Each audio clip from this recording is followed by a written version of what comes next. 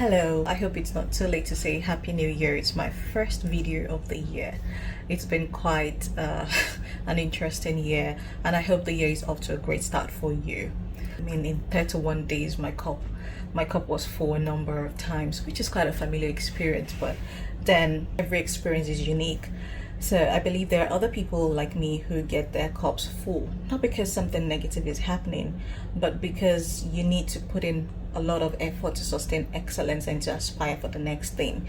So there is a lot to do, and sometimes it's too much, it's overwhelming, and you reach that breaking point. I wouldn't even say breaking point, but you reach a tilting point where you have to bend in or bend over or cave in or carve in or whatever it is that you have to do at that particular moment. And that is what has prompted this video, to share the three main tips that I think will come in a little bit handy for a lot of people this year, because it looks to me like it's going to be quite an interesting year with a lot of positivities, a lot to do. Therefore, it is normal, absolutely normal, that there are times when the cup just becomes so full and it begins to spill off, right? And when you get to that particular time, it's very easy that the first mental response you get is, I'm tired. It's the moment where you question your decisions. Why am I doing this? Why is it necessary? Can't I just choose another career or do something else that is less stressful? Why do I have to go through this just to be able to excel in life? You know, all those questions begin to flow through your mind. You question your decisions, you question the journey that has led you up to that particular point.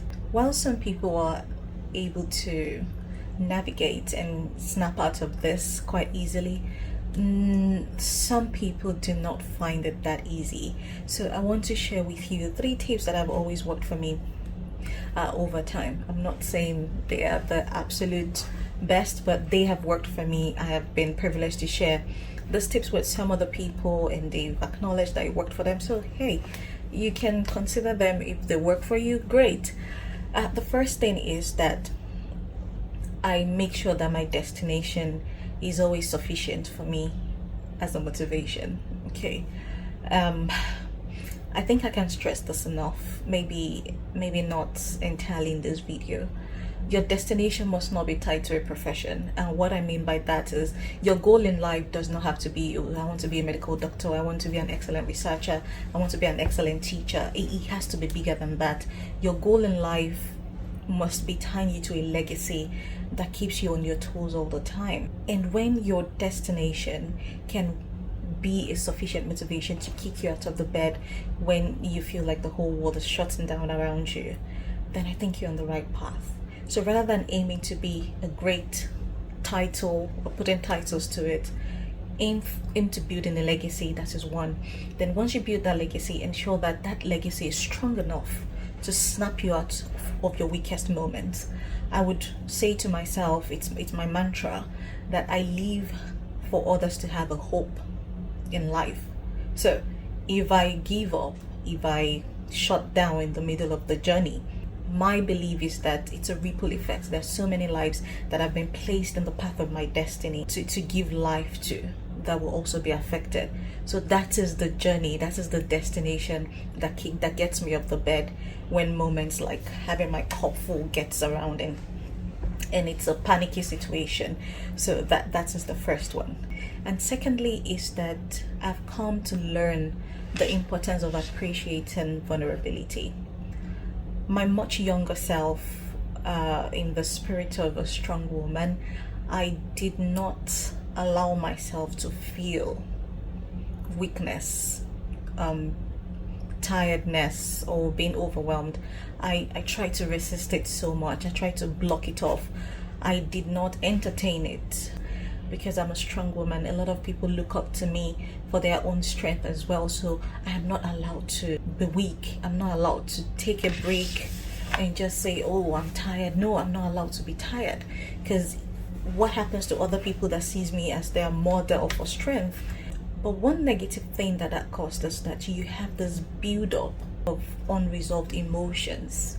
So you begin to accumulate a lot of unresolved emotions, and eventually you reach this explosion point, and it goes poof, And at that moment of poof, it takes the grace of God to actually help you find your way back and be the strength that people see and appreciate.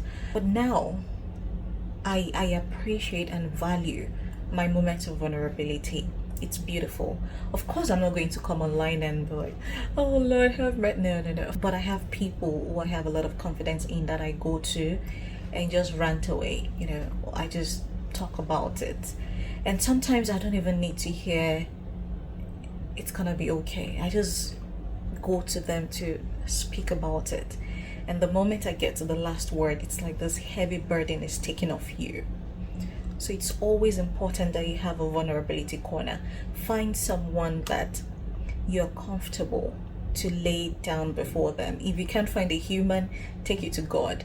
If you're still at that level where you don't trust any human to listen to you, or you don't feel safe to lay it down before a human, which I think you should find actually, then take it to God. Take it to whatever it is that you believe in your closet, and lay it down. But it's important that you open up about moments where your cups are full.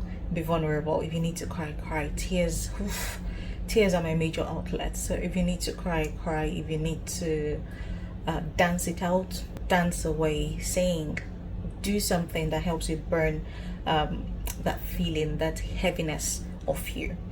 And the third one for me is my stimulants. I cannot overemphasize the importance of having stimulants in your life, in your routine. It's very important. I'm not talking about stimulants that drag you into the roads of addiction or behind bars. I'm talking about stimulants that awaken your spirit. For me, music is a huge part of my stimulation. And there are certain songs, I think, which I would share with you, that just serve as a reassurance for me when the journey seems very blurry. One of those songs for me is titled As I Journey Through the Land in English by Rufus Cornelius from the before 1920s, I think. I prefer the Yoruba version because there is a way your indigenous language just sets, it gives you the vibe. It says, many arrows pierce my soul from within, but my Lord leads me on. Through him I must win.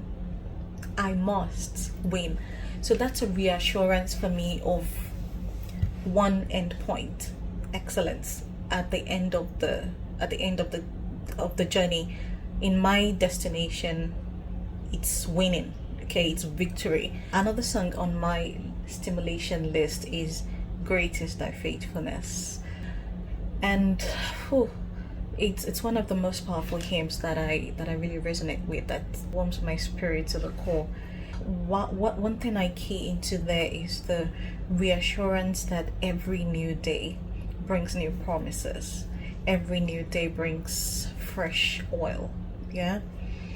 And also the promise that everything I need has been handed over to me. So at the moment when I feel weakness, I still believe that it is part of the phenotype or archetype of my potentials to feel and to find my way out of those low moments and keep going. The third song on my stimulant list is by Mary Mary. I think it's from 2000. And this actually became one of my stimulants since secondary school. Since secondary school, it has been one of those songs that I just listen to and I just cry. And it's been with me for over 20 years for sure as a stimulant. And it says there will be mountains that I'll have to climb, and there will be battles that I'll have to fight, but victory or defeat, it is up to me to decide. But how can I expect to win if I never try? It says I just can't give up now. I've come way too far from where I started from. Nobody told me the road would be easy, and I don't believe it's brought me this far to leave me. Nobody told me the road would be easy, and I don't believe he's brought me this far to leave me. So it's a reassurance that I am not journeying alone. That's for me, that I'm not alone in this journey. I have a supernatural being that is my guide. I'm a believer. So whatever you believe in, you can always key your stimulation into it. And another one, which is from recent times, is titled Igbairo War, Time of Help, by Shola Alison. It's just a beautiful song. It says, I will go through the journey that I am meant to go through. Whatsoever I need to encounter in that journey, I must see it. So for the story to be complete, my cup has to be full, my cup has to overflow. I must feel tired at some point, and I have to step out of that tiredness and keep going. And it says, if you're going on a journey and it seems like you're alone, no one is holding your hands, you don't have a guide. It says, that sometimes the people you look up to, expecting them to cater for your needs, be there when you need support, sometimes they don't. And it's not because they dislike you, it is not because they hate you or they failed you. It is just because they lack the understanding of your journey. And in such moments, it teaches you not to even hold anything against anyone who you thought you expected more from at any point. Okay, rather than to pray for them and to appreciate the role they've played in the path to your destination. Because the time of help is coming, where multitudes shall surround you to hold your hands. Okay, all right, so I'll leave that there. This particular video is just to let you know that you need three things. One is you need to refine your destination and make sure that your destination is a sufficient motivation for you. Do not tie your destination to a profession, rather ensure that your destination rings as a legacy. Secondly is that always appreciate vulnerability. Make sure you have your vulnerability corner. Don't keep things to yourself. Have your vulnerability corner. Have people that you can lay it all before. And the third thing is ensure you have your stimulants. Have something that takes you something right, that doesn't lead you in a wrong path, that gets you out of a wrong mood. And I wish you well as you begin to do more this year, as you begin to aim higher, to sustain excellence, to build more excellence. I wish you the very best, that all your endeavors be blessed and that you find bliss in everything that you do. Thank you very much.